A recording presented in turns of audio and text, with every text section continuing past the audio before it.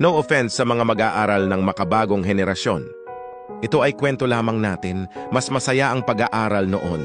80s, 90s, and early 2000s student.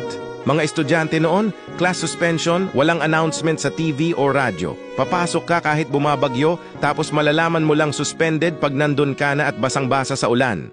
Research.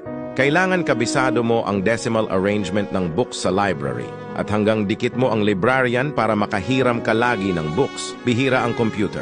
At pag meron, wala naman yung internet. Google sa oras dahil di tulad ngayon na auto-click na makikita mo agad ang mga topic. Noon magbabasa ka talaga ng books. Report. Kailangan may handa kang Manila paper at pentel pen. Dapat gandahan mo din ang sulat para maintindihan ng kaklase mo at dapat malakas ang boses mo para marinig ka sa likuran. Books.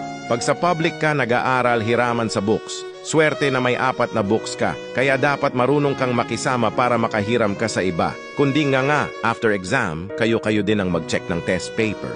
Tapos sasabihin ni ma'am yung grades mo sa klase. Proud syempre pag mataas exam score mo. Pag mababa, pagtatawanan ka, may kasama pang sermon ni ma'am. Secretary ng classroom. Isususumpa mo pag ikaw ang classroom secretary dahil ipapasulat sa'yo ni ma'am sa blackboard yung mga nakalagay sa libro.